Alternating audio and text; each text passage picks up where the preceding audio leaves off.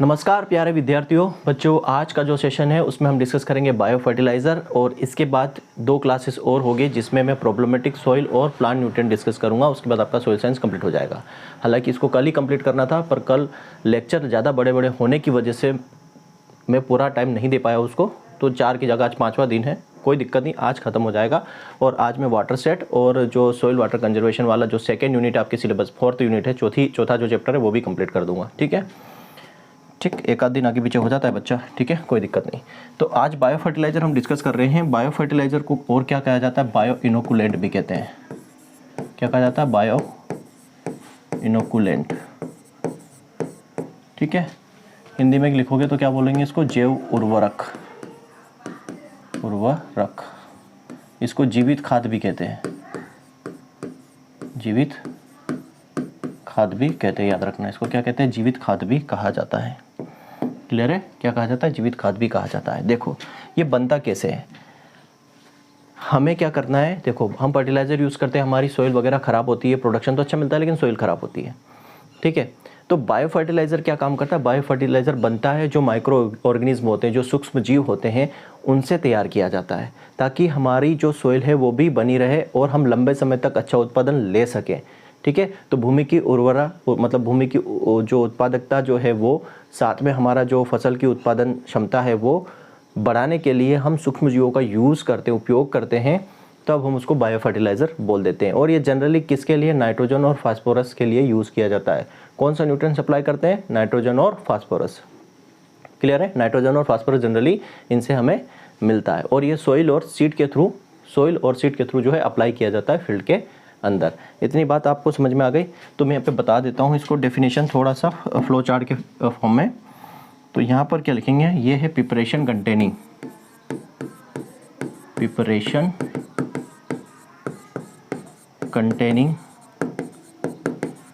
Micro organism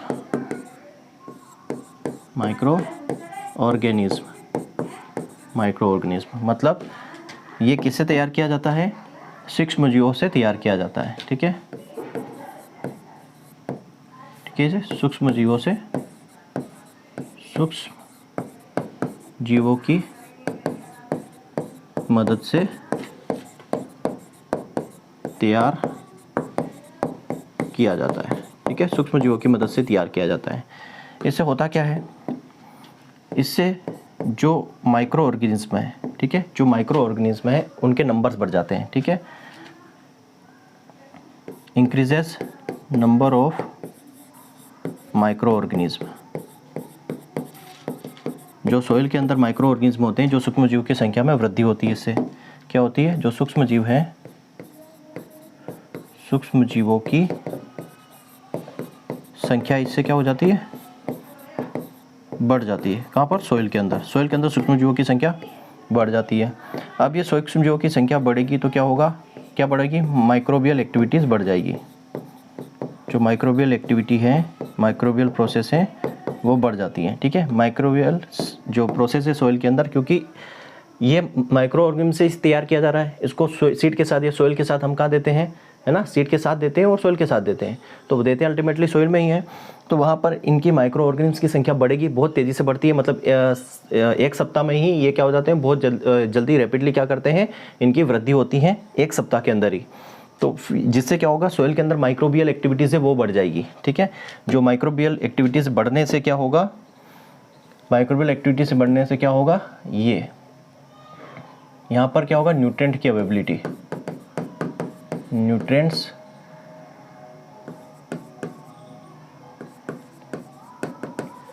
availability क्या होगी? Increase for plants के लिए न्यूट्रिएंट्स की अवेलेबिलिटी क्या हो जाएगी? बढ़ जाएगी। मतलब पोषक तत्वों की उपलब्धता, जो पोषक तत्व है, पोषक तत्व की उपलब्धता पौधों में क्या हो जाएगी? बढ़ जाएगी, पौधों के लिए बढ़ जाएगी। और ये स्पेशली कौन से पोषक तत्व? नाइट्रोजन और फास्फोरस को क्या करते हैं? सप्लाई करते हैं, स्पेशली नाइट्रोजन और फास्फोरस। न्यूट्रिएंट में कौन से? नाइट्रोजन और फास्फोरस। तो ये एक डेफिनेशन है, मैं फ्लो चार्ट में यहाँ पे डिफाइन कर रहा हूँ। मतलब क्या है? It is a preparation containing micro organism, जिससे क्या होगा? इससे क्या होगा? Increase the number of micro organism in the soil, soil के अंदर माइक्रो ऑर्गेनिज्म की संख्या बढ़ जाती है, जिससे वहाँ पर जो है माइक्रोबियल एक्टिविटीज़ है, जो सूक्ष्म जीवों की जो प्रोसेस है, प्रक्रिया है, वो बढ़ जाती है, और उनके बढ़ने से सॉइल के अंदर न्यूट्रिएंट की अवेलेबिलिटी, उपलब्धता बढ़ जाती है। और कौन से न्यूट्रिएंट? स्पेशल नाइट्रोजन और फर्टिलाइजर, नाइट्रोजन और फास्फोरस। तो ये पूरी प्रोसेस क्या कहलाती है? बायो फर्टिलाइजर, क्योंकि इन्हीं से बना है। किससे बना है? सूक्ष्म जीवों की मदद से बना है। और सॉइल में जब इसका यूज़ करते हैं तो क्या होता है? माइक्रो ऑर्गेनिज्म, सूक्ष्म जीव, उनकी संख्या बढ़ जाती है, माइक्रोबियल एक्टिविटीज़ बढ़ जाती है, जिससे न्यूट्रिएंट्स की अवेलेबिलिटी बढ़ जाती है। और इसको अप्लाई करते हैं, apply bye seed and soil, seed and soil, बीज एवं मृदा द्वारा इसको अप्लाई करते हैं। कहाँ पर? सॉइल में, ठीक है, बीज और मृदा द्वारा, सीड इनोकुलेंट और सॉइल इनोकुलेंट। तो बायो फर्टिलाइज़र क्या है? बायो फर्टिलाइज़र क्या है? एक सूक्ष्म जीवों से तैयार किया हुआ पदार्थ आप बोल सकते हो, सूक्ष्म जीवों से तैयार किया हुआ सब्सटेंट है, जो फसल के उत्पादन के लिए या सोइल की प्रोडक्टिविटी को बढ़ाने के लिए उसमें स्पेशली नाइट्रोजन और फास्फोरस न्यूट्रिएंट्स की उपलब्धता करवाता है। ये जब सोइल में डालते हैं तो सोइल की माइक्रोबियल एक्टिविटीज़ बढ़ जाती है, मतलब वहाँ पर माइक्रो ऑर्गेनिज्म में सूक्ष्म जीवों की संख्या बढ़ जाती है, जिससे सोइल के अंदर जो प्लांट के लिए न्यूट्रिएंट्स की जो पोषक तत्वों की आवश्यकता है वो बढ़ जाती है। ठीक है, मतलब पोषक तत्व की आवश्यकता नहीं बढ़ती, पोषक तत्व बढ़ जाते हैं पौधों के लिए। ठीक है, अब यहाँ पर बात करते हैं इनके क्लासिफिकेशन की, बात करते हैं। बायो फर्टिलाइज़र, ठीक है, जैव उर्वरक की बात करते हैं। तो बच्चा लोग जैव उर्वरक की बात करें, ये होता है एक फ्री लिविंग, एसोसिएट सिम्बायोटिक और सिम्बायोसिस फिक्सेशन। ठीक है, सबसे पहले बात करते हैं फ्री लिविंग। पहला होता है फ्री लिविंग, मुक्त अवस्था में रहता है। ठीक है, मुक्त अवस्था में। ठीक है, दूसरा जो है वो है एसोसिएटिव सिम्बायोटिक। एसोसिएटिव सिम्बायोटिक का क्या मतलब है? सहचर्य सजीवन या सजीवन कर लो। ठीक है, सहचर्य सजीवन। और सी में आता है सिम्बायोसिस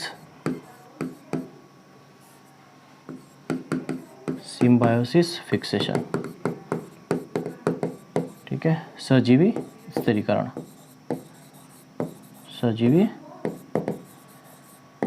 स्थिरीकरण, ये तीन प्रकार से आप यहाँ पर क्लासिफिकेशन देखोगे बायो फर्टिलाइज़र के। फ्री लिविंग के अंदर फिर से क्लासिफिकेशन है। फ्री लिविंग के अंदर पहला आता है आपका एरोबिक, मतलब वायुवीय, जो कि ऑक्सीजन की प्रेजेंस में काम करता है। दूसरा है एनएरोबिक, अवायुवीय, जो ऑक्सीजन की अनुपस्थिति में काम करता है। तो जो वायुवीय है बच्चा, एरोबिक है, इसमें आता है आपका एजिटोबैक्टर। क्या आता है? इसमें आता है आपका, इसमें भी दो आते हैं। ठीक है, एजिटोबैक्टर आता है। ठीक है, हिंदी में भी एजिटोबैक्टर लिखेंगे। अब एजिटोबैक्टर क्या होता है? यह फ्री लिविंग है ना, यही पूछ लेते हैं कि फ्री लिविंग एरोबिक जो है माइक्रो ऑर्गेनिज्म या बायो फर्टिलाइजर कौन सा है? तो फ्री लिविंग एरोबिक जो है वो एजिटोबैक्टर है। यही क्वेश्चन पूछ लेते हैं। ये जो है स्पेशली यूज़ होता है किसके लिए? सीरियल के लिए। सीरियल्स मतलब अनाजों में। अब अनाज में क्या क्या, अब मैं अलग से नहीं लिखूँगा, जितने भी सीरियल्स है सारे आ जाएंगे। ये अनाजों में यूज़ होता है। ठीक है, वीट, गेहूँ, राइस, इन सब में। दूसरा ये शुगर केन में यूज़ होता है, शुगर केन में। ठीक है, गन्ने में। और शुगर केन के अलावा ये ऑयल सीड में भी यूज़ होता है। ऑयल सीड के अलावा ये वेजिटेबल में भी यूज़ होता है। ठीक है, सब्जियों में भी इसका इस्तेमाल किया जाता है। कितना % नाइट्रोजन करता है? तो 15 से 20 kg 15 से 20 kg नाइट्रोजन पर हेक्टेयर ये क्या करता है, फिक्स करता है। तो सीरियल में राइस, व्हीट, जितनी भी सीरियल से अपना मेज, व्हीट है ना, sugar cane, sugar beet, cereals, oil seed हो गया, वेजिटेबल हो गया, कॉटन हो गया, ठीक है, कॉटन हो गया, इन सब में, कपास में, इन सब में इसका यूज़ किया जाता है एजिटोबैक्टर। बायो फर्टिलाइज़र पूछा जाए, क्वेश्चन ये भी पूछा जाता है कि शुगर केन में कौन सा बायो फर्टिलाइज़र इस्तेमाल किया जाता है, ऑप्शन में आपको एजिटोबैक्टर मिलेगा। व्हीट में कौन सा किया जाता है, एजिटोबैक्टर मिलेगा। राइस में कौन सा, इस तरीके से आपको ऑप्शंस मिलेंगे। और दूसरा एक होता है वो है क्लास्ट्रीडियम,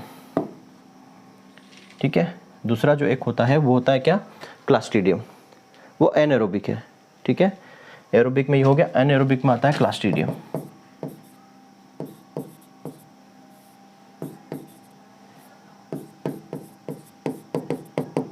इसमें आ जाएगा क्या, क्लास्ट्रीडियम।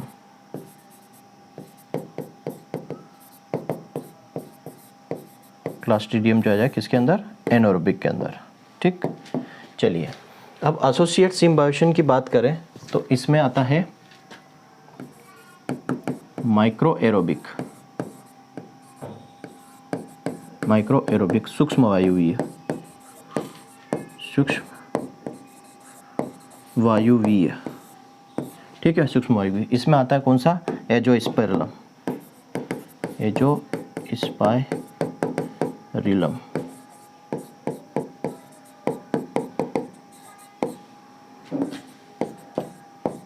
एजोस्पाइरिलम आता है, ठीक है।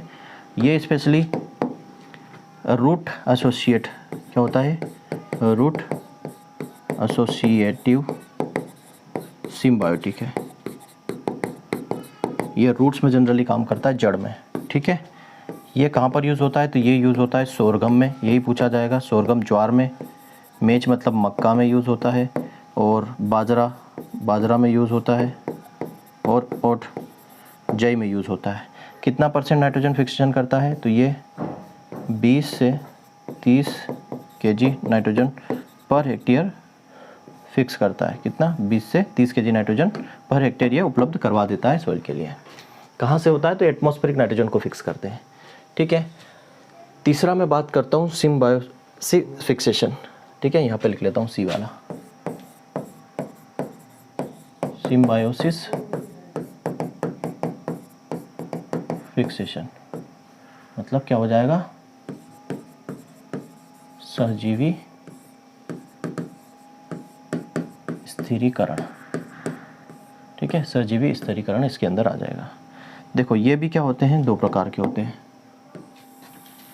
एक होता है क्या, नोड्यूल फॉर्मिंग, मतलब जो गांठ वाले हैं, ठीक है, गांठें जिसमें बनती है। दूसरा होता है non nodule farming, non nodule farming, जिसमें गांठें बनती है और जिसमें गांठें नहीं बनती हैं, ठीक है, ठीक है, इसमें गांठें बनती है, इसमें जो गांठ है वो नहीं बनती, ठीक। तो सिम्बायोटिक और नॉन सिम्बायोटिक वाली जो कहानी है, सिम्बायोटिक में गांठें बनती है, इसमें आ जाता है आपका राइजोबियम, ठीक है, इसमें आता है आपका राइजोबियम।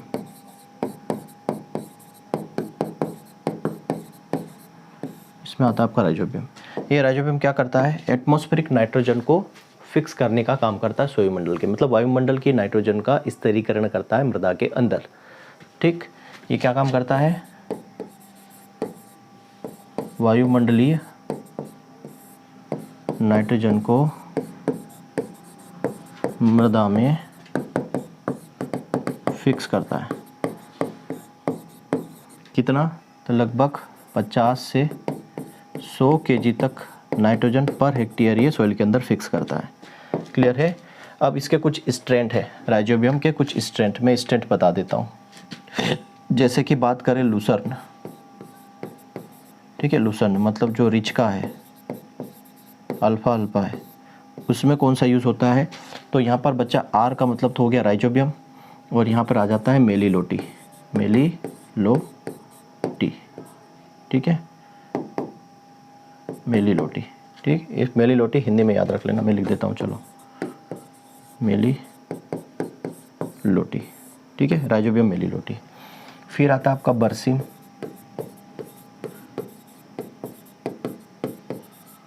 बरसीम में आ जाता है आपका राइजोबियम ट्राइफोली, ट्राइफोली, ठीक है, राइजोबियम ट्राइफोली इसके अंदर आ जाता है। लूसन बरसीम, उसके बाद आप ले लो पी और लेंटिल, मतलब मटर और मसूर। इसमें कौन सा राइजोबियम स्ट्रैंड काम करता है? इसमें काम करता है राइजोबियम लेग्यूमिनेसीरम, लेग्यूमिनेसीरम, ठीक है, राइजोबियम लेग्यूमिनेसीरम काम करता है। दूसरा आप ले लो यहाँ पर ग्राम, मतलब चना। चना में कौन सा स्ट्रैंड काम करता है? यहाँ पर राइजोबियम फेसियोली, फेसियोली, ठीक है, राइजोबियम फेसियोली। और मैं आगे लिख देता हूँ इसमें। इसके बाद आ जाओ आप सोयाबीन, सोयाबीन के बाद काउपी, काउपी के आ जाओ ग्राउंड नट, ग्राउंड नट, ठीक है, मतलब ये हो गया सोयाबीन, लोबिया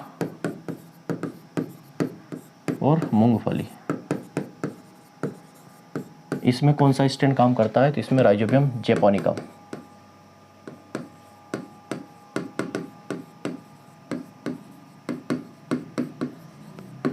राइजोबियम जैपोनिकम काम करता है। फिर आप ले लो अरहर, ठीक, और मूंग।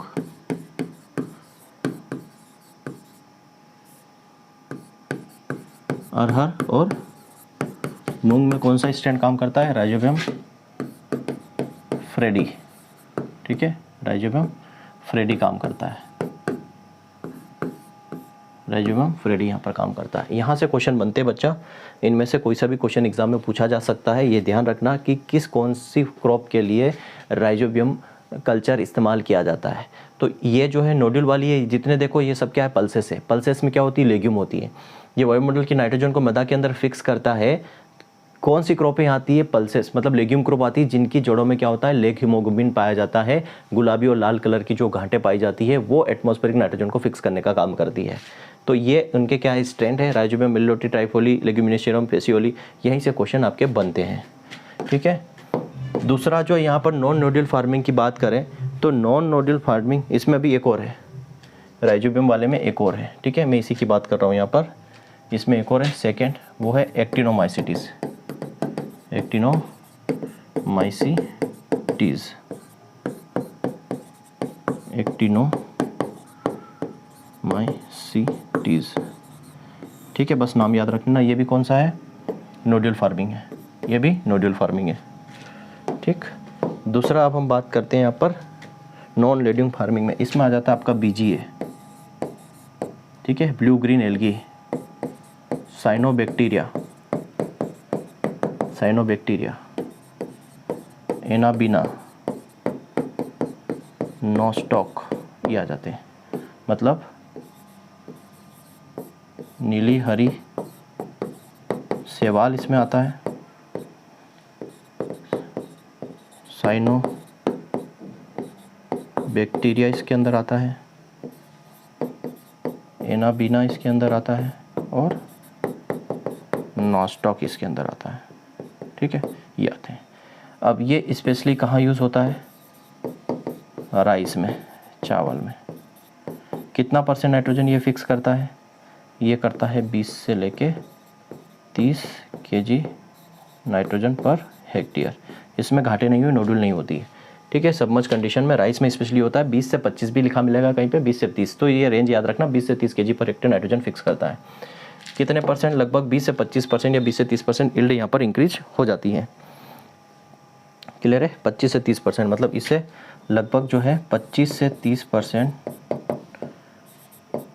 यील्ड जो है इंक्रीज होती है सक्सीडिंग क्रॉप की, सक्सीडिंग क्रॉप की। मतलब इसके बाद जो आप क्रॉप लोगे उसमें 20 से 25% यील्ड बढ़ जाती है। ये आपने राइस लिया, राइस में आपने बीजीए या एनाबिना या नोस्टॉक वाला जो बायो फर्टिलाइजर यूज़ किया, तो राइस में कितना नाइट्रोजन फिक्स करेगा? ये उस क्रॉप में 20 से 30 kg nitrogen per hectare fix करेगा। तो अगली क्रॉप जब लोगे आप में, उसमें 25 से 30% जो है यील्ड इंक्रीज हो जाएगी। ठीक है, अब ये तो बात हो गई किसकी, नाइट्रोजन फिक्सेशन वाली।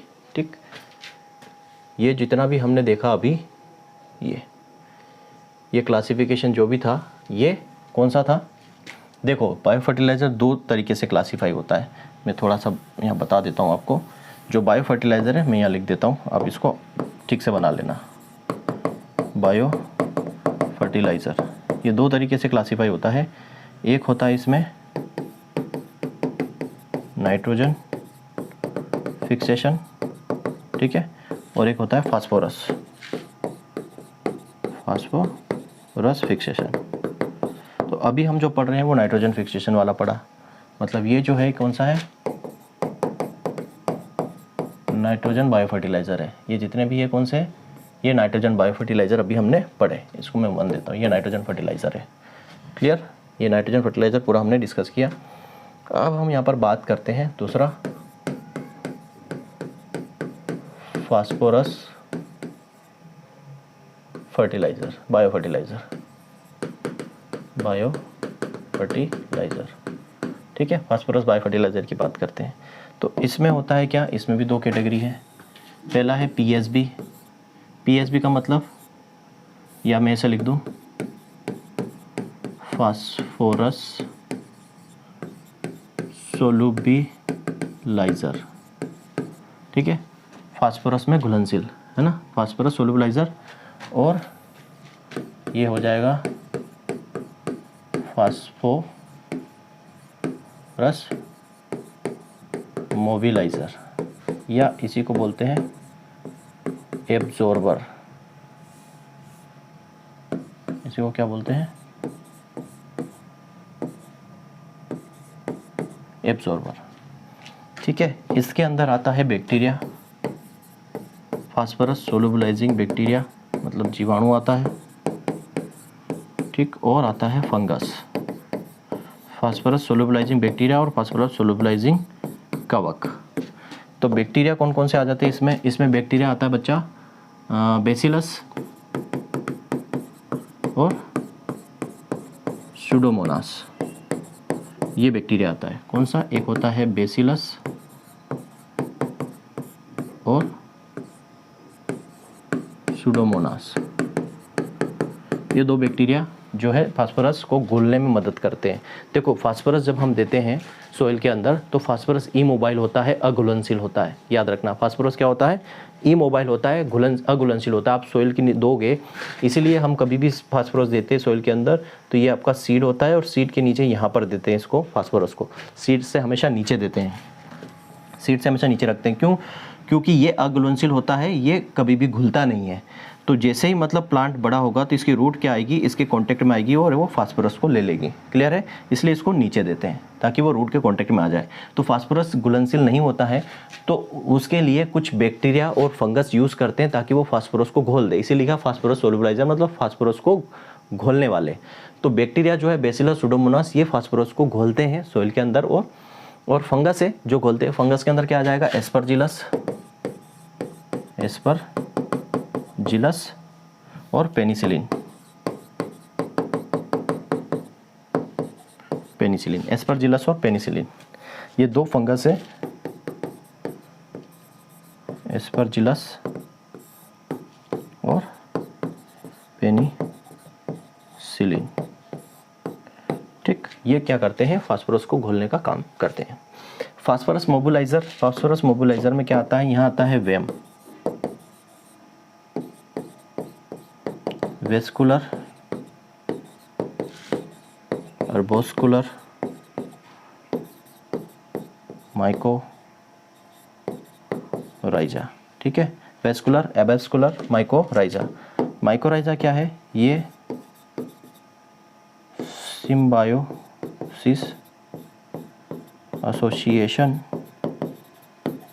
Between fungus and roots of higher plant. ये क्वेश्चन पूछा गया है कई एग्जामों में। ठीक है, मतलब ये सजीवन है, सजीवन किसके साथ है, ये जो फंगस और हायर प्लांट्स की जो रूट है, मतलब उच्च पौधों की जड़ और कवक के बीच में ये सहजीवन संबंध को बताता है। माइकोराइजा मैं लिख सकता हूँ, इसका हिंदी क्या होता है, ये कवक, क्या है ये, कवक और उच्च पौधों की जड़ के बीच सहजीवी संबंध, ठीक है, उसको क्या बोलते हैं हम, माइकोराइजा बोलते हैं। उसको क्या बोलते थे, माइकोराइजा। ये पूछा गया माइकोराइजा मतलब क्या है कि जो उच्च पौधों की जड़ें हैं और जो फंगस है, इन दोनों के बीच में एक सहजीवी सिम्बायोटिक एसोसिएशन होता है। क्लियर है बच्चा लोग, यहाँ तक की कहानी आपको समझ में आ गई इसकी बायो फर्टिलाइज़र की। अब ये दो तरीके से हम देते हैं, एक होता है सीड इनोकुलम, सीड इनोकुलेंट और सॉइल इनोकुलेंट, ठीक है, सीड के साथ दे देते हैं और सॉइल के साथ दे देते हैं। बीज इनोकुलेंट और मृदा इनोकुलेंट, इंग्लिश में भी ऐसे लिख देना, सीड इनोकुलेंट और बीज इनोकुलेंट और मृदा इनोकुलेंट। देखो सीड इनोकुलेंट की बात करें तो जो एक पैकेट होता है, किसका, राइजोबियम का, जो एक पैकेट राइजोबियम होता है उसके अंदर लगभग 200 ग्राम क्या होता है, लिग्निन होता है, लिग्निन, ठीक है, एक लिग्निन होता है। कितना, एक पैकेट जो होता है उसमें 200 ग्राम लिग्निन होता है। तो 3 पैकेट चाहिए, 3 packet for 1 hectare land. 1 hectare land के लिए कितना चाहिए, 3 पैकेट, ठीक है। एक पैकेट में कितना राइजोबियम होता है, 200 ग्राम, उसमें लिग्निन 200 ग्राम मास का लिग्निन होता है, ठीक है, वही राइजोबियम, और 3 पैकेट चाहिए 1 हेक्टेयर के लिए। अब 1 हेक्टेयर के लिए 3 पैकेट चाहिए, तो इसमें करते क्या है, इस राइजोबियम में, ठीक है, ये जो राइजोबियम में, इसको एक काम करते हैं, पहले राइजोबियम नाम लिखकर इसको कैसे यूज़ करते हैं सीड के साथ, उसको देखो कैसे यूज़ करते हैं। पानी लेते हैं, ठीक है, पानी के साथ 300 ग्राम क्या मिलाते हैं, जगरी मतलब गुड़ मिलाते हैं, और उसको क्या करते हैं, गर्म करते हैं, बॉइल्ड करते हैं, ठीक है, क्या करते हैं, गर्म करते हैं ताकि अच्छे से मिल जाए। गर्म करने के बाद फिर इसको ठंडा होने के लिए रख देते हैं, ठीक। ठंडा होने के बाद इसमें क्या मिलाते हैं, राइजोबियम क्या करते हैं, घोल मिला देते हैं, ठीक है, राइजोबियम इसमें घोल क्या करते थे, मिला देते हैं, राइजोबियम घोल मिला देते हैं, और फिर क्या करते हैं, सीड पर स्प्रे कर देते हैं, सीड पर क्या कर देते हैं, इसको स्प्रे कर देते हैं या छिड़काव कर देते हैं, क्या कर देते हैं, इसका सीड पर छिड़काव कर देते हैं। इस तरीके से ये घोल तैयार किया जाता है, ठीक है। सीड में कैसे यूज़ करते हैं, 1 पैकेट राइजोबियम में 200 ग्राम लिग्निन होता है, 3 पैकेट चाहिए 1 हेक्टेयर के लिए। पानी के साथ 300 ग्राम गुड़ लेते हैं, उसको घोल लेते हैं अच्छे से, गर्म करते हैं, बॉईल करते हैं ताकि वो घुल जाए, फिर उसको ठंडा करते हैं। ठंडा करने के बाद उसमें राइजोबियम का जो घोल है, 200 ग्राम का पैकेट है ना, 1 हेक्टेयर के लिए 3 पैकेट इसके अंदर क्या करते हैं, मिला देते हैं। मिलाने के बाद क्या करते हैं, जो बीज है, जो सीड आप यूज़ कर रहे हो, उस सीड के ऊपर क्या कर देते हैं, छिड़काव कर देते हैं, सीड को अच्छे से उसमें मिक्स कर देते हैं। इस तरीके से सीड में यूज़ करते हैं। सॉइल में कैसे यूज़ करते हैं, तो यहाँ पर चाहिए 3 पैकेट, ठीक है, क्या चाहिए, 3 पैकेट फॉर 1 हेक्टेयर। 1 हेक्टेयर के लिए इसमें चाहिए 3 पैकेट चाहिए, किसके, राइजोबियम के, किसके, राइजोबियम के, राइजोबियम यहाँ पर जब इसमें चाहिए किसके,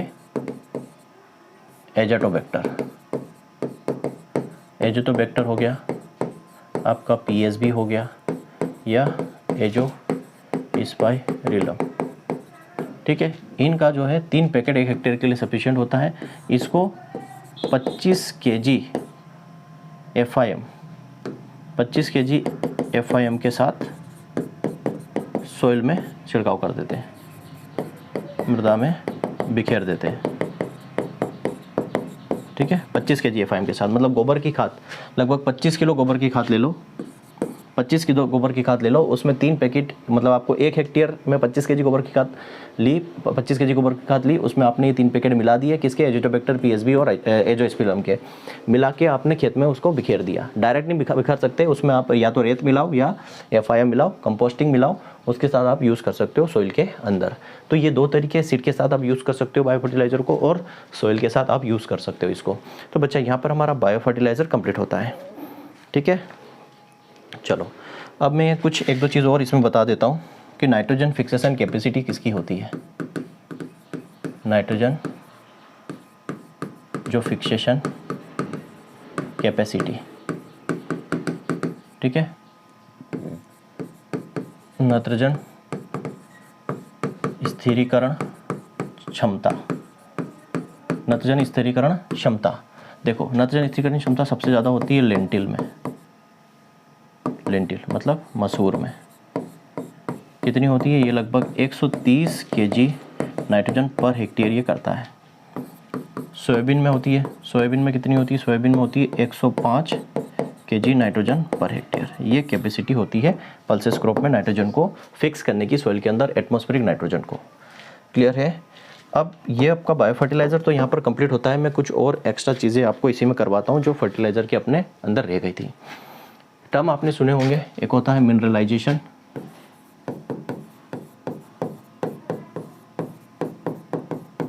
खनिजीकरण जिसको बोलते हैं ना, खनिजीकरण, और दूसरा होता है इमोबिलाइजेशन।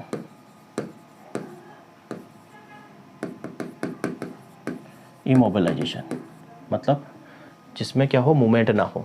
ठीक है, इमोबिलाइजेशन का मतलब होता है जिसमें मूवमेंट ना हो। ठीक है, इसको बोलते हैं मिनरलाइजेशन और इमोबिलाइजेशन। ये 2 टर्म आपने सुने होंगे।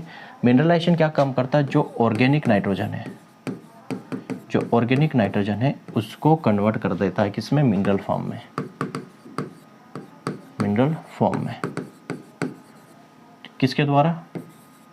जो बैक्टीरिया है और जो फंगस है, जो कवच और फंगस है, वो क्या करता है? ऑर्गेनिक नाइट्रोजन को मिनरल फॉर्म में कन्वर्ट कर देते हैं। मतलब इसका मतलब क्या है कि ये अनअवेलेबल नाइट्रोजन को कन्वर्ट कर देते हैं अवेलेबल नाइट्रोजन में, अवेलेबल नाइट्रोजन के अंदर। कौन? यही बैक्टीरिया, ये बैक्टीरिया। ठीक है, अनअवेलेबल नाइट्रोजन को, अनुपलब्ध नाइट्रोजन को उपलब्ध नाइट्रोजन में बदल देते हैं।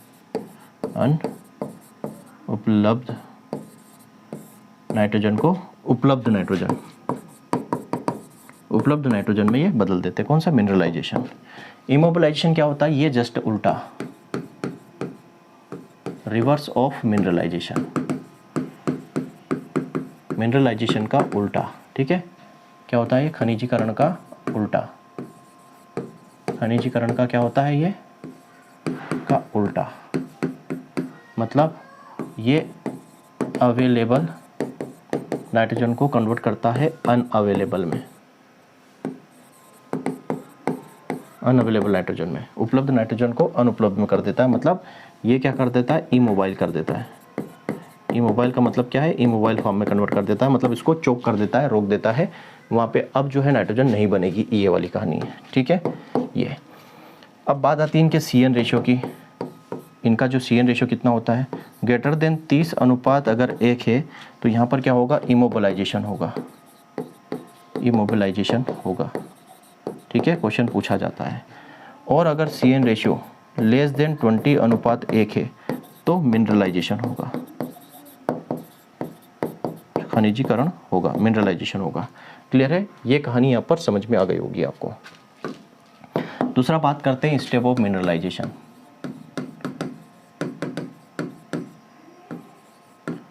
आप सोच रहे होंगे कि सर मिनरलाइजेशन होता कैसे है, तो मैं वही प्रोसीजर बता रहा हूँ।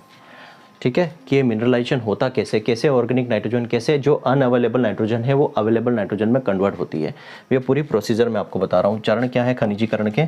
सबसे पहले आता है इसमें एमिनाइजेशन, एमिनाइजेशन आता है, एमिनाइजेशन। एमिनाइजेशन के अंदर क्या होता है बच्चा कि जो प्रोटीन्स होते हैं, कॉम्प्लेक्स प्रोटीन होते हैं, ठीक है, कॉम्प्लेक्स प्रोटीन जो होते हैं, जटिल जो प्रोटीन होता है वो टूटता है किसके अंदर, एमिनो एसिड में, एमिनो एसिड में टूटता है किसके द्वारा, बैक्टीरिया के द्वारा। कौन सा बैक्टीरिया, हेटेरोट्रोपिक, हेटेरोट्रोपिक मतलब परजीवी, जो दूसरों पर निर्भर होता है, परजीवी जीवाणु। परजीवी जीवाणु के द्वारा जो कॉम्प्लेक्स प्रोटीन है, जटिल प्रोटीन है, वो कन्वर्ट होता है किसमें, अमीनो अम्ल में, अमीनो अम्ल में कन्वर्ट होता है। ठीक है, सेकेंड प्रोसीजर आती है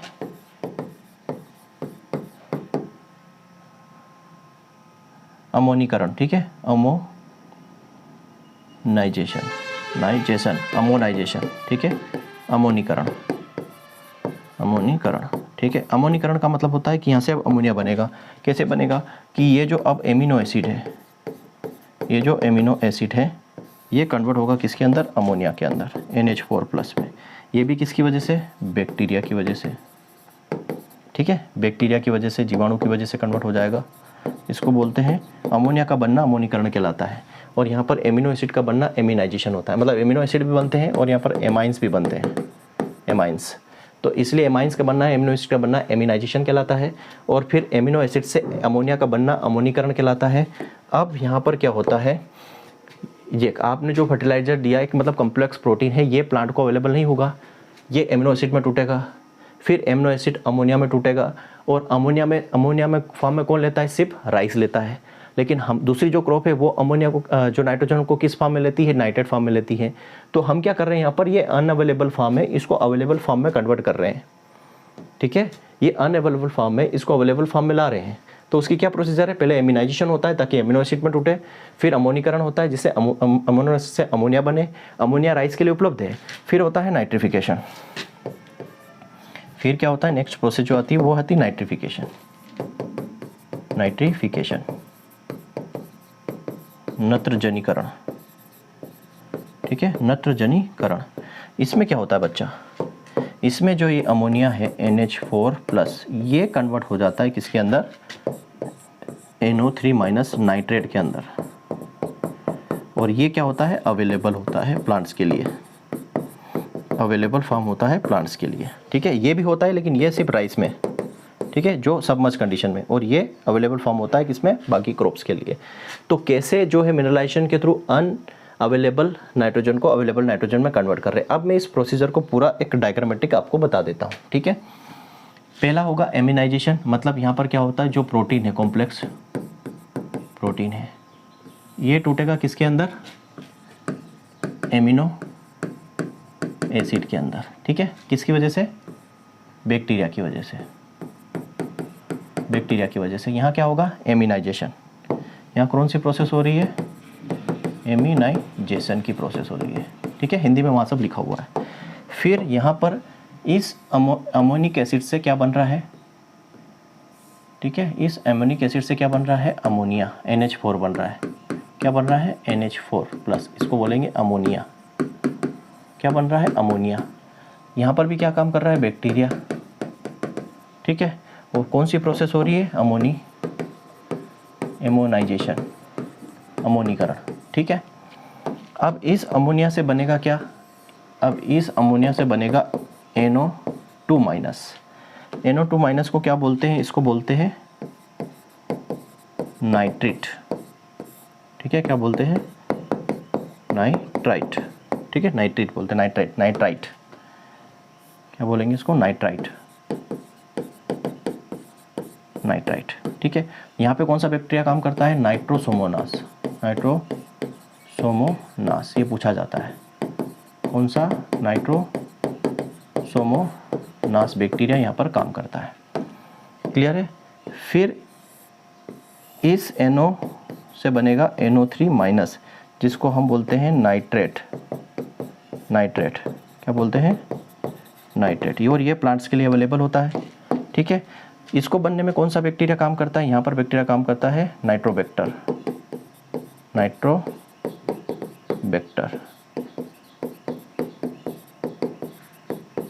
नाइट्रोबैक्टर बैक्टीरिया यहाँ पर काम करता है।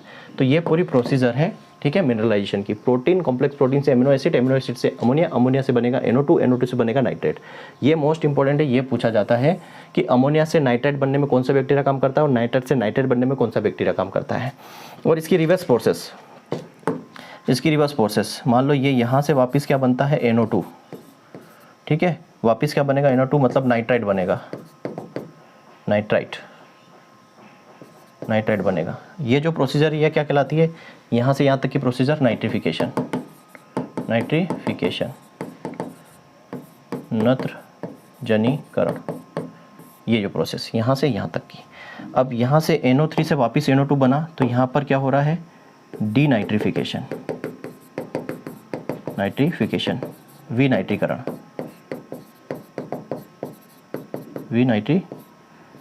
यहाँ पे हो रहा है, ठीक है। तो यहाँ पर कौन से बैक्टीरिया काम करते हैं, यहाँ पर बेसिलस और सुडोमोनास बैक्टीरिया यहाँ पर काम करते हैं। तो NO3 से वापस NO2 बनना डीनाइट्रिफिकेशन प्रोसेस कहलाती है और यहाँ बेसिलस और सुडोमोनास काम करते हैं। क्लियर है, ये आपका जो है मिनरलाइजेशन की पूरी प्रोसेस हमने यहाँ पर समझी। इतना समझ में आ गया आपको? चलिए आगे बढ़ते हैं। अब यहाँ पर मैं कुछ बात करता हूँ आपसे, ये हमने समझ लिया। अब कुछ फर्टिलाइज़र रेशियो भी समझ लो। रिकमेंडेड कितना है फर्टिलाइज़र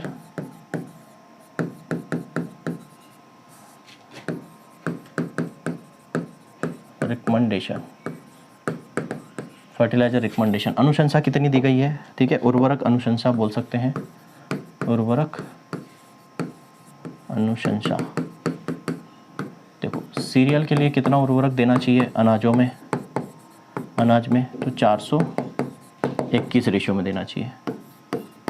पल्सेस में, दलहन में कितना देना चाहिए, तो इसको देना चाहिए 121 या 122। ऑयल सीड तिलहन की बात करें तो 321।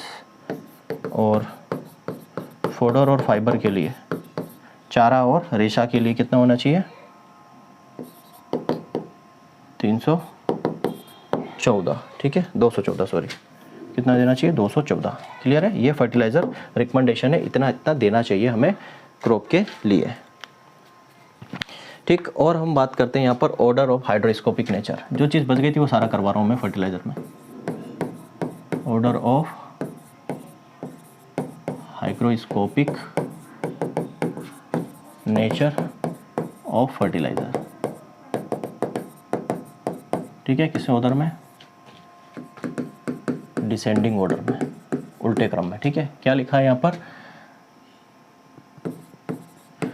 उर्वरक का हाइग्रोस्कोपिक प्रकृति का क्रम, उर्वरक का हाइग्रोस्कोपिक नेचर मतलब क्या होता है, जैसे ये सोइल है, सोइल के चारों ओर क्या होता है, इसका इस तरीके से अरेंज चिपक जाना, ये सोइल के चारों ओर, पार्टिकल के चारों ओर, ये हाइग्रोस्कोपिक नेचर होता है। तो हाईली हाइग्रोस्कोपिक नेचर किसका होता है, इसका होता है अमोनियम नाइट्रेट का। अमोनियम नाइट्रेट हाईली हाइड्रोस्कोपिक होता है, ठीक है, सबसे ज़्यादा। उसके बाद आ जाओ आपका यूरिया के बाद आ जाओ अमोनियम सल्फेट, और उसके बाद आ जाओ कैल्शियम अमोनियम नाइट्रेट, जिसको किसान खाद भी कहते हैं, न्यूट्रल फर्टिलाइज़र भी है, ठीक है। Ammonium nitrate, urea, ammonium sulphate और कैल्शियम अमोनियम नाइट्रेट। दूसरा आता है order of acidic residual nature,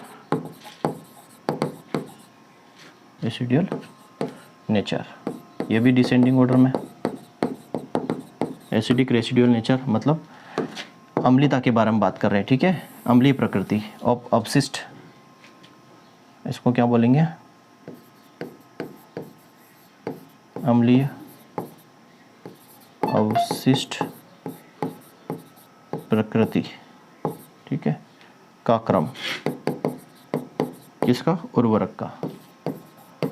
उर्वरक की अम्लीय अवशिष्ट प्रकृति का क्रम, ठीक है। Order of acidic residual nature of fertiliser मतलब उर्वरक की अम्लीय अवशिष्ट प्रकृति का क्रम।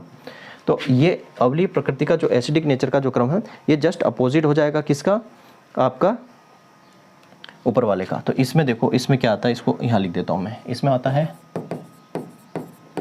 Anhydrous ammonia,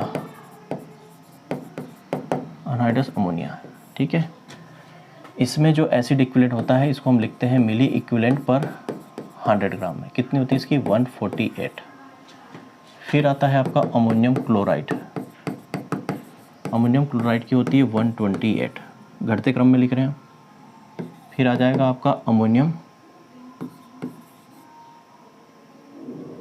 sulphate, ammonium sulphate का होता है 110, ठीक है। उसके बाद आ जाएगा आपका यूरिया, यूरिया को होता है 80 to 85।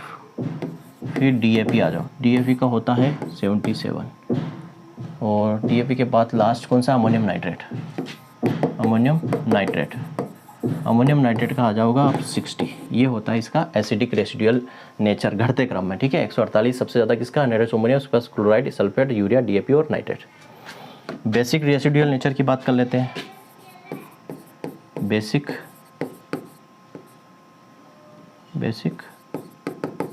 Residual nature, basic residual nature की बात कर लेते हैं।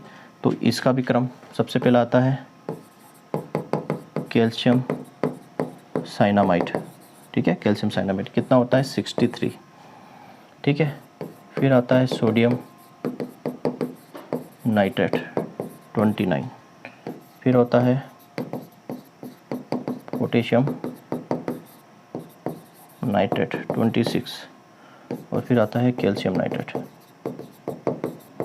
Calcium nitrate 21। ये क्या है, बेसिडुअल बेसिक क्षारीय प्रकृति है किसकी, उर्वरक की। उर्वरक की क्षारीय प्रकृति मतलब क्षारीय नेचर वाले ये हैं, ये क्षारीय नेचर वाले हैं। मतलब सीधी सी बात आपसे पूछ ले निम्न में से कौन सा उर्वरक जो है जो बेसिक नेचर का है, क्षारीय नेचर का, तो ये है। एसिडिक नेचर के कौन कौन से, ये है, ठीक है। ये चीज़ यहाँ पर मुझे बतानी थी आपको, और ठीक है। अब मैं बात करता हूँ सॉइल ऑर्गेनिज्म की। यहाँ पर अब हम ये पॉइंट भी डिक्लेयर कर लेते हैं, ऑर्गेनिज्म भी डिस्कस कर लेते हैं। मृदा सूक्ष्मजीव बोल सकते हैं, मृदा सूक्ष्मजीव, सॉइल माइक्रो ऑर्गेनिज्म या सॉइल ऑर्गेनिज्म, ठीक है। सॉइल माइक्रो ऑर्गेनिज्म कर लो, सॉइल माइक्रो ऑर्गेनिज्म, ठीक। इसमें आपको क्या देखना है, इसकी वो देखना है आपको क्या कि micro organism in soil on the basis of number per gram of soil। किसमें, नॉर्मल सॉइल की यहाँ पर बात हो रही है, ठीक। मतलब मृदा में सूक्ष्म जीव नंबर पर ग्राम मृदा के आधार पर, ठीक है। मृदा में सूक्ष्म जीव की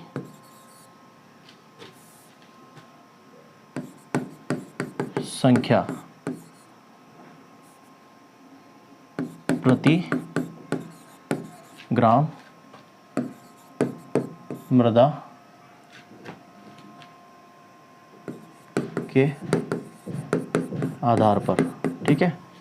मृदा में सूक्ष्मजीव की संख्या पर ग्राम और पर ग्राम मृदा के आधार पर ग्राम मृदा के आधार पर सूक्ष्मजीव की संख्या में क्या आ जाएगा। तो इसमें आप याद रख सकते हो क्या, बाफा। बाफा का मतलब क्या है, सबसे पहले मतलब जो नॉर्मल सॉइल है, अगर प्रति ग्राम संख्या के हिसाब से नंबर देखो कि 1 ग्राम में किस में, मतलब प्रति ग्राम में 1 ग्राम सॉइल आप लोगे तो उसमें किस सूक्ष्मजीव की संख्या सबसे ज़्यादा है। तो सबसे ज़्यादा जो संख्या होती है वो होती है बैक्टीरिया की, ठीक है, किसकी, जीवाणु की। उसके बाद होती है एल्गी की, किसकी, शैवाल की। उसके बाद होती है किसकी, फंगस, कवक की। और इसके बाद होती है एक्टिनोमाइसिटीज, ठीक है, एक्टिनोमाइसिटीज की होती है। इसलिए बाफा से आप याद रख सकते हो, ठीक है, बाफा से आप याद रख सकते हो बैक्टीरिया, एल्गी, फंगस और एक्टिनोमाइसिटीज। फिर सेकंड जो है यहाँ पर, सेकंड जो है micro organism in soil on the basis of mass पर ग्राम ऑफ सोइल। ये भी नॉर्मल सोइल की बात हो रही है, नॉर्मल सोइल। अब भार प्रति ग्राम, भार प्रति ग्राम के आधार पर, है ना, ठीक है, सूक्ष्म जीव भार प्रति ग्राम के आधार पर, ठीक है, भार प्रति ग्राम। अब कितना भार है, भार प्रति ग्राम के आधार पर आप देखोगे तो इसमें आ जाता है FBAA। तो यहाँ पे F क्या है, वो है आपका फंगस, फिर आएगा आपका बैक्टीरिया, फिर आता है आपका एक्टिनोमाइसिटीज, एक्टिनोमाइसिटीज, और लास्ट में आता है आपका एल्गी, ठीक है, हिंदी इसका ऊपर लिखा हुआ है। तो मास पर ग्राम के आधार पर FBAA, नंबर प्रति ग्राम के आधार पर बाफा, ठीक है। अब यहाँ पर soil organism in acidic soil, ठीक है, यहाँ पर क्या होगा, अब नेक्स्ट है micro organism in acidic soil.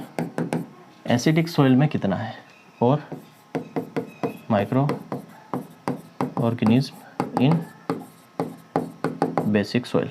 Basic soil मतलब एल्कलाइन सॉइल, एल्कली सॉइल, ठीक है। एल्कलाइन मृदा में सबसे ज़्यादा कौन मिलेगा और एसिडिक सॉइल में सबसे ज़्यादा कौन मिलेगा, ठीक है। एसिडिक सॉइल में आपको मिलेगा सबसे ज़्यादा यहाँ पे FBAA, लेकिन देखो यहाँ पर भी FBAA है, तो यहाँ पर देखो एल्गी लास्ट में है, याद रखना, ठीक है, एल्गी। और यहाँ पर एक्टिनोमाइसिटीज लास्ट में आ जाएगा, ये आपका हो जाएगा फंगस, फिर सेकंड पर बैक्टीरिया, फिर आ जाएगा आपका एल्गी, और यहाँ आ जाएगा एक्टिनोमाइसिटीज, एक्टिनोमाइसिटीज, ठीक है। एल्कलाई सॉइल की बात करें तो यहाँ पे आएगा ABFA, क्या आ जाएगा, ABFA। यहाँ पर जो है एल्गी सबसे पहले आ जाएगा, एक्टिनोमाइसिटीज सबसे पहले एल्कलाइन सॉइल में, क्योंकि एल्कलाइन सॉइल में सबसे ज़्यादा कौन पाया जाता है, एक्टिनोमाइसिटीज। मतलब एल्कलाइन सॉइल 9 डिग्री pH के ऊपर, 9 pH के ऊपर सबसे ज़्यादा एक्टिनोमाइसिटीज मिलते हैं, ठीक है। और यहाँ फंगस मतलब लगभग 6 से कम जो pH होता है, 6 से कम pH पर सबसे ज़्यादा हमें मिलता है फंगस। और बैक्टीरिया, मैं अभी ये भी बता देता हूँ, जो बैक्टीरिया है वो जनरली मिलता है हमें न्यूट्रल सॉइल पे 6 से 8 pH पर मिलता है। फंगस जो मिलता है ये जनरली लेस देन 6.5 pH पर हमें मिलता है, ठीक है। और जो एक्टिनोमाइसिटीज़ है, एक्टिनोमाइसिटीज़ ये मोर देन 9 pH पर मिलता है। तो एल्कलाइन सॉइल में सबसे ज़्यादा एक्टिनोमाइसिटीज़ होगा, तो यहाँ आ जाएगा क्या, एक्टिनोमाइसिटीज़ सबसे ज़्यादा, फिर बैक्टीरिया, फिर फंगस, और फिर एल्गी, ठीक है, फंगस और फिर एल्गी। क्लियर है। तो ये माइक्रो ऑर्गेनिज्म की बात हो गई। अब मैं यहाँ पर कुछ और बता देता हूँ, इसकी हैबिट्स की बारे में बात कर लेते हैं, ठीक है। कुछ बैक्टीरिया के बारे में बात करते हैं। Sulphur oxidising bacteria, sulphur oxidising bacteria, sulphur ऑक्सीकारक जीवाणु, क्या हो गए, सल्फर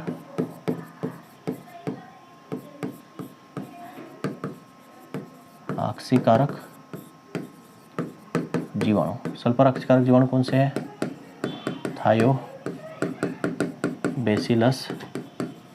थायोऑक्सीडेंट, थायोबैसिलस थायोऑक्सीडेंट। और सल्फर रिड्यूसिंग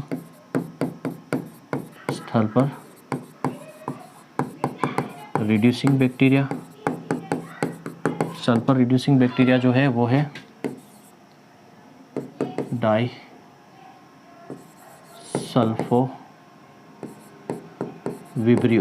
डाइसल्फोविब्रियो। और मोस्ट डोमिनेंट मतलब सबसे प्रभावी जो है वो है बैसिलस स्पीसीज,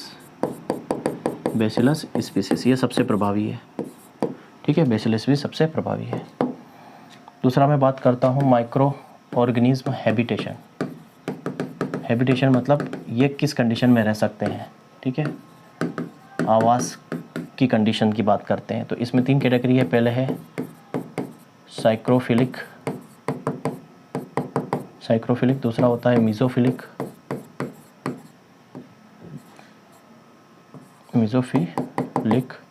और तीसरा है थर्मोफिलिक। साइक्रोफिलिक का मतलब जो माइक्रो ऑर्गेनिज्म है ये सबसे ज़्यादा मतलब लेस देन 10 डिग्री टेम्परेचर पर इजीली रह सकते हैं, उसको रखा गया है साइक्रोफिलिक के अंदर, ठीक है। साइक्रोफिलिक लेस देन 10 डिग्री पर। मीज़ोफिलिक मतलब जो 10 से लेकर 40 डिग्री सेल्सियस को टॉलरेट कर सकते हैं, उनको मीज़ोफिलिक में रखा गया है, और मोर देन 40 डिग्री सेल्सियस है इनको थर्मोफिलिक के अंदर रखा गया है। क्लियर है। इसके अंदर 2 टर्म आते हैं, एक होता है राइजोस्फीयर और एक फाइलोस्फीयर। राइजोस्फीयर और फाइलोस्फीयर। देखो राइजोस्फीयर का मतलब ये टर्म जो है हिल्टनर ने टर्म दिया, और ये दिया रूनियन ने, ठीक है, ये रूनियन ने टर्म दिया, ये याद रख लेना। राइजोस्फीयर का मतलब होता है जैसे मान लो ये रूट्स हैं, है ना, ये रूट्स हैं, तो रूट्स के आसपास का जो एरिया होता है, ठीक है, रूट्स के जो आसपास का एरिया होता है ये वाला एरिया, रूट्स के नियर बाय जो एरिया होता है, रूट के नियर बाय जो एटमॉस्फेयर होता है इसको बोलते हैं राइजोस्फीयर। और जस्ट रूट से लगा हुआ होता है उसको राइजोप्लेन बोलते हैं। रूट से जस्ट लगा हुआ राइजोप्लेन, और रूट्स के आसपास का जो एरिया होता है उसको बोलते हैं राइजोस्फीयर, ठीक है, याद रखना। और फाइलोस्फीयर का मतलब क्या होता है, जो लीफ है, पत्ती है, ठीक है, जो पत्ती है, पत्ती के सराउंडिंग जो एरिया होता है इसको बोलते हैं फाइलोस्फीयर। पत्ती के सराउंडिंग जो एटमॉस्फेयर होता है या जो एरिया होता है उसको बोलते हैं फाइलोस्फीयर। ये यूनियन ने दिया। क्लियर है, इतनी बात समझ में आ गई। ये हमने पढ़ा माइक्रो ऑर्गेनिज्म, ठीक है, ये हमने पढ़ा क्या, माइक्रो ऑर्गेनिज्म। चलो एक पार्ट और कवर करवा देता हूँ, वो है ऑर्गेनिक मैटर। ऑर्गेनिक मैटर, कार्बनिक पदार्थ। कार्बनिक पदार्थ में मैं आपको कवर करवाऊंगा यहाँ पर ह्यूमस,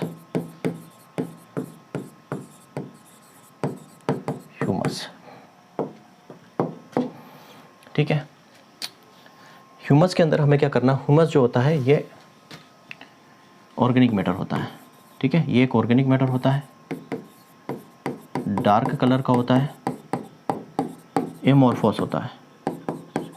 एमोर्फोस मतलब आकारहीन, इसका कोई आकार नहीं होता है, अव्यवस्थित होता है ये, ठीक है। इसमें लिग्निन लगभग 30 से 33% पाया जाता है। लिग्निन जो लगभग 30 से 35% के आसपास इसमें लिग्निन होता है। क्लियर है। और अब इसमें बात करते हैं इसका acid in humus and their properties, ठीक है। ह्यूमस में अम्ल एवं उनके गुण, ठीक, टेबल बना लेना।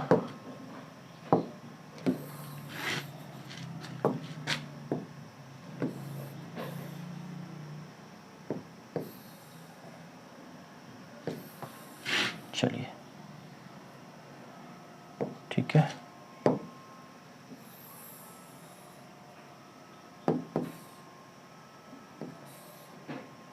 चलो ठीक है। यहाँ आप रख सकते हो इसके गुण, प्रॉपर्टीज, गुण रख सकते हो। यहाँ पे आ जाएगा फेल्विक एसिड, ह्यूमिक एसिड और ह्यूमिन एसिड। यहाँ से क्वेश्चन पूछे जाते हैं, ठीक है, इस टेबल से क्वेश्चन पूछे जाते हैं, याद रखना। फेल्विक, ह्यूमिक और ह्यूमिन, ये हो गया ह्यूमिन, ये हो गया ह्यूमिक और फेल्विक, ठीक। यहाँ पर मोलिकुलर वेट क्या बात आ जाती है, मोलिकुलर वेट क्या है इसका मतलब अणुभार, मोलिकुलर वेट और अणुभार की बात आ जाती है। यहाँ पर रंग और कलर की बात आ जाती है। यहाँ पर आ जाएगा इसका क्या, सोल्युबिलिटी, घुलनशीलता, यहाँ से क्वेश्चन पूछा जाता है घुलनशीलता से। और डिकम्पोजिशन, रेजिस्टेंस टू डिकम्पोजिशन, एक पॉइंट और है उसको नीचे लिख दूंगा मैं। मोलिकुलर वेट इसमें क्या होता है, लोएस्ट कम, इसमें होता है मीडियम और इसमें होता है हाईएस्ट। ठीक है, इसमें रंग की बात करें तो इसका लाइट कलर होता है, फीका कलर होता है, ठीक है, इसका मीडियम और इसका हाई मतलब डार्क कलर होता है। ठीक, सॉल्युबिलिटी की बात करें तो ये दोनों में सॉल्युबल है, सॉल्युबल इन एसिड एवं एल्कलाई दोनों में सॉल्युबल है, सॉल्युबल इन सेकेंड वाला जो है वो एल्कलाइन में सॉल्युबल है, सॉल्युबल इन एल्कलाई और इनसॉल्युबल इन एसिड में सॉल्युबल नहीं है। ठीक, यहाँ आ जाएगा इनसॉल्युबल इन बोथ के अंदर सॉल्युबल नहीं है, दोनों में नहीं घुलेगा। ह्यूमिन जो है दोनों में नहीं घुलता, ये एल्कलाइन में घुलता है, एसिड में नहीं घुलता, ये मतलब एसिड और एल्कलाइन दोनों में घुल जाता है। अब इससे ये समझ में आता है कि किस में डिकम्पोजिशन की जो स्थिति है वो किस में ज़्यादा है। ठीक है, डिकम्पोजिशन वाली कहानी किस में ज़्यादा है वो हमें देखना है।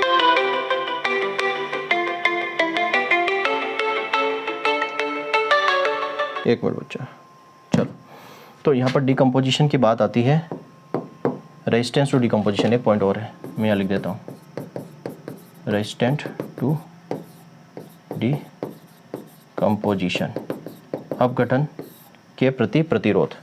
तो ये लो रेजिस्टेंस होता है, इसमें मीडियम रेजिस्टेंस होता है और ये हाई रेजिस्टेंस होता है। मतलब सबसे ज़्यादा रेजिस्टेंस किस में है अपघटन के प्रति, डिकम्पोजिशन के प्रति, वो है ह्यूमिन में। तो यहाँ से इस पार्ट से और इस पार्ट से दोनों से क्वेश्चन बन सकता है। क्लियर है, ये हमने हुमस पढ़ा। अब बात करते हैं CN रेशियो की। CN रेशियो, कार्बन नाइट्रोजन अनुपात। ठीक है, इसकी बात करते हैं, कार्बन नाइट्रोजन अनुपात। मतलब क्या होता है, ऑर्गेनिक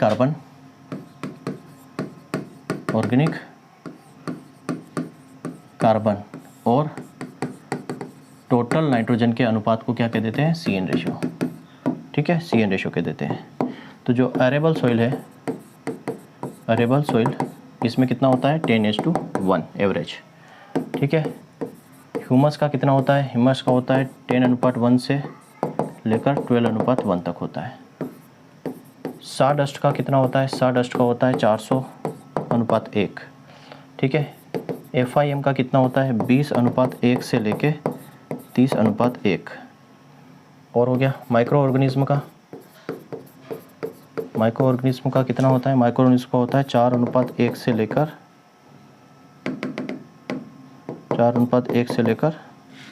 9:1 तक। ठीक है, और मिनरलाइजेशन और इमोबिलाइजेशन का मैंने बता चुका आपको पहले ही।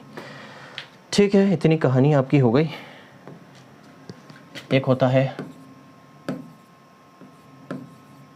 बेमलेन फैक्टर, कितना होता है, 1.74। ठीक है, 1.724 होता है। मतलब अगर आपको ऑर्गेनिक कार्बन निकालना है तो ऑर्गेनिक मैटर में इंटू कर दो 58 का, और आपको ऑर्गेनिक मैटर निकालना है तो ऑर्गेनिक कार्बन में इंटू करो 1.724 का। ठीक है, ये कन्वर्जन फैक्टर आपको याद रखना है। क्लियर। एक फास्फोरस के अंदर था बायोसुपर, वो छूट गया था, वो लिख लो। ये क्या होता है, rock phosphate plus, rock phosphate के अलावा क्या होता है, इसमें सल्फर होता है। सल्फर के बाद इसमें क्या होता है, थायोबैसिलस, सल्फर ऑक्सीडाइजिंग बैक्टीरिया है, थायोबैसिलस है ना, मैंने लिखवा चुका हूँ। थायोबैसिलस क्या है, थायोबैसिलस सल्फर ऑक्सीडाइजिंग बैक्टीरिया मैं पीछे लिखवा चुका हूँ। तो बायोसुपर इन 3 का कॉम्बिनेशन है। क्लियर है। तो फर्टिलाइजर में जितनी भी चीज़ें थी, जितनी भी एक्स्ट्रा चीज़ें जो और बची थी, वो सारी मैंने करवा दी है। अब अपना लेक्चर बचा प्रॉब्लमेटिक सोइल का और प्लांट न्यूट्रिएंट का, उसके बाद अपना सोइल साइंस खत्म हो जाएगा। मिलते हैं नेक्स्ट लेक्चर में। Thank you very much.